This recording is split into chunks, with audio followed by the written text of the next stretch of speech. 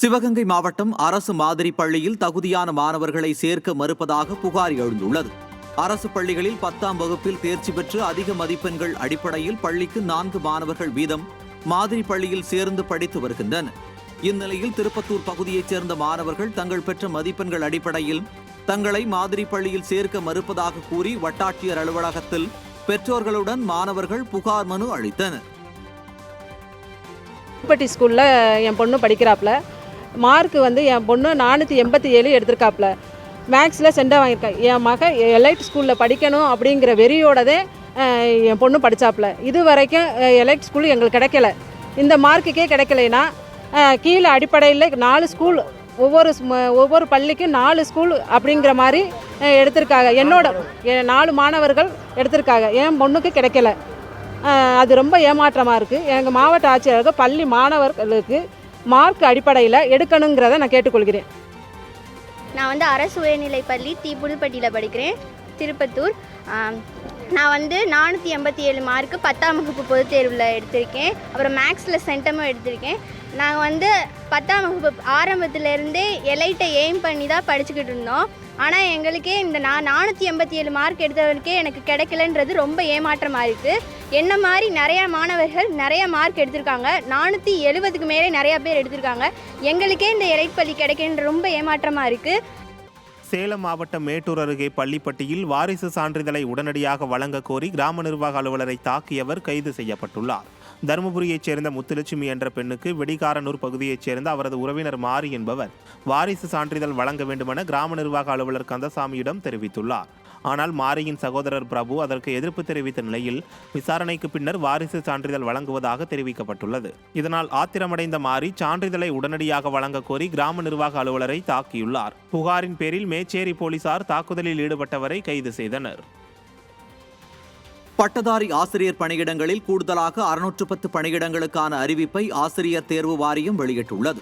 2222 பட்டதாரி ஆசிரியர் பணியிடங்களுக்கான தேர்வு நடைபெற்ற நிலையில் 360 கூடுதல் காலி பணியிடங்கள் கடந்த 2023ஆம் ஆண்டு நவம்பர் 15ஆம் தேதி அறிவிக்கப்பட்டது. இந்நிலையில் கூடுதலாக 610 காலி பணியிடங்கள் அதிகரிக்கப்பட்டுள்ளன. இந்நிலையில் மொத்தமாக 3192 பட்டதாரி ஆசிரியர்கள் மற்றும் வட்டார வள மைய பயிற்றுநர்கள் நியமிக்கப்பட உள்ளதாக ஆசிரியர் தேர்வு வாரியம் அறிவித்துள்ளது. விடியா திமுக அரசால் கைது செய்யப்பட்டுள்ள பத்திரிகையாளர் சவுக்கு சங்கரை வரும் 28ஆம் தேதி வரை நீதிமன்ற காவலில் அடைக்க உத்தரவிடப்பட்டுள்ளது. பெண் காவலர்களை அவதூறாக பேசியது தொடர்பாக பத்திரிகையாளர் சவுக்கு சங்கர் மீது முசிறி டிஎஸ்பி யாஸ்மின் தொடர்ந்த வழக்கில் திருச்சி நீதிமன்றத்தில் சவுக்கு சங்கர் ஆஜர்படுத்தப்பட்டார். இந்நிலையில் மனநலம் பாதிக்கப்பட்டவர்கள் வார்டில் கோவை சிறையில் தங்க வைக்கப்பட்டுள்ளதாகவும் இதனால் மன உளைச்சல் ஏற்படுவதால் திருச்சி அல்லது சென்னை சிறைக்கு மாற்றக் கோரி சவுக்கு சங்கர் நீதிபதியிடம் கோரிக்கை வைத்தார். அவரது புகார் குறித்து கோவை சிறைக்கு அறிவுறுத்தப்படும் என நீதிபதி தெரிவித்தார். இதனைத் தொடர்ந்து மே 28ஆம் தேதி வரை சவுக்கு சங்கரை நீதிமன்ற காவலில் அடைக்க திருச்சி மகிழா குற்றவியல் நீதிமன்ற நீதிபதி ஜெயபிரதா உத்தரவிட்டார். இதனை அடுத்து பலத்த போலீஸ் பாதுகாப்புடன் சவுக்கு சங்கர் கோவை சிறைக்கு அழைத்துச் செல்லப்பட்டார். கோவை சிறையில் அவர் இந்த மனநோயாளிகள் மனநலம் பாதிக்கப்பட்ட நபர்கள் இருக்கும் அறையில், அதாவது மெண்டல் பிளாக்னு சொல்லுவாங்க, அதில் அடைத்து வைக்கப்பட்டிருக்கிறதாகவும் அந்த பிளாக்கில் இருந்து இந்த வழக்கில் இன்றைக்கி ரிமாண்ட் பண்ணனால அந்த பிளாக்லேருந்து வேறு பிளாக் மாற்றணும்னு கேட்டாங்க மெண்டல் வார்டுக்கு. அதுக்கு அரசு தரப்பில் அப்போஸ் பண்ணாங்க. இறுதியாக அவங்க கன்சிடர் பண்ணி இவரோட கோரிக்கை ஏற்று கோவை சிறை கண்காணிப்பாளருக்கு பரிந்துரை பண்ணியிருக்காங்க. இந்த மாதிரி ஒரு கம்ப்ளைண்ட் இருக்குது, அவரை நார்மல் வார்டுக்கு மாற்றணும் அப்படிங்கிற மாதிரி பண்ணுறதா சொல்லியிருந்தாங்க. அதை ரிட்டர்னில் கொடுத்துருக்குறாங்க கஸ்டடி எடுத்துகிட்டு வந்த போலீஸாருக்கு. இப்போ நேரடியாக கோவை சிறைக்கு அழைத்து செல்கிறாங்க. திண்டுக்கல் மாவட்டம் கொடைக்கானலில் கோடை விழா துவங்கியுள்ள நிலையில் பிரையன் பூங்காவில் ஏராளமான சுற்றுலா பயணிகள் குவிந்துள்ளனர்.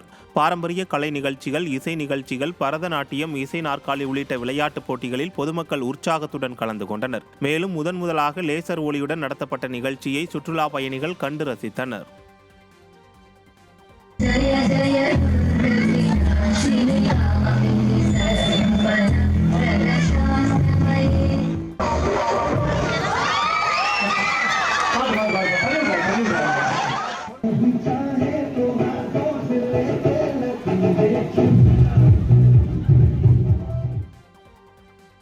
காஞ்சிபுரம் மாவட்டம் படப்பை அடுத்த கரசங்கால் பகுதியில் பல கோடி ரூபாய் மதிப்புடைய அரசாங்க நிலத்தை பராமரிக்காமல் சமூக விரோதிகளின் கூடாரமாக விடியா திமுக ஆட்சியில் மாற்றியுள்ளதாக பொதுமக்கள் குற்றம் சாட்டியுள்ளனர். 1988ஆம் ஆண்டிலிருந்து 30 ஏக்கர் நிலத்தில் துண்டல் கழனி பகுதியில் காட்டு மரங்கள் வளர்த்து பராமரிக்கப்பட்டு வந்த நிலையில் தற்போது தனியார் நிறுவனங்களின் கழிவுநீர் இப்பகுதியில் உள்ள கிணற்றில் கொட்டப்படுவதாகவும் குற்றம் சாட்டியுள்ளனர். எனவே உரிய நடவடிக்கை எடுத்து அரசு நிலத்தில் ஆக்கிரமிப்பு நடவடிக்கைகளில் ஈடுபடுபவர்கள் மீது நடவடிக்கை எடுக்க பொதுமக்கள் வலியுறுத்தியுள்ளனர். தனியார் கம்பெனி மூலம் கழிவுநீர் கொண்டு வந்து அங்கே ஏற்கனவே மரங்கள் நட்டு பாதுகாக்க கிணறு தோண்டப்பட்ட அந்த கிணத்திலே இந்த நீரை கொண்டு போய் கூட்டுறாங்க. இந்த கழிவுநீரை கரசங்கால் ஊராட்சி தலைவர், இப்போது திமுக தலைவர் சுதாகர் சகோதரர் இருக்கிறார். அவரும் இதை பற்றி எந்த விஷயம் நடவடிக்கை எடுக்காமல் கண்டுகொள்ளல. இந்த விடிய அரசும் கண்டுகொள்ளல. இதை மாவட்ட நிர்வாகம் தான் நடவடிக்கை எடுத்து நல்ல முறையில் பராமரிக்க வேண்டும் என்று கேட்டுக்கொள்கிறேன்.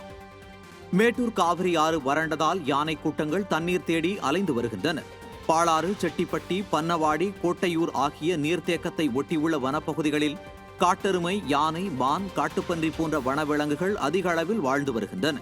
தற்போது வெயில் காரணமாக நீர்த்தேக்க பகுதிகளை ஒட்டியுள்ள வனப்பகுதிகளில் கடும் வறட்சி நிலவி வருகிறது. இதனால் வனப்பகுதியில் உள்ள நீரோடைகளில் தண்ணீர் இன்றி முழுவதுமாக வறண்டு போனதால் வனப்பகுதியில் இருந்து காட்டு விலங்குகள் தண்ணீர் தேடி காவிரி ஆற்றுக்கு படையெடுத்து வருகின்றன.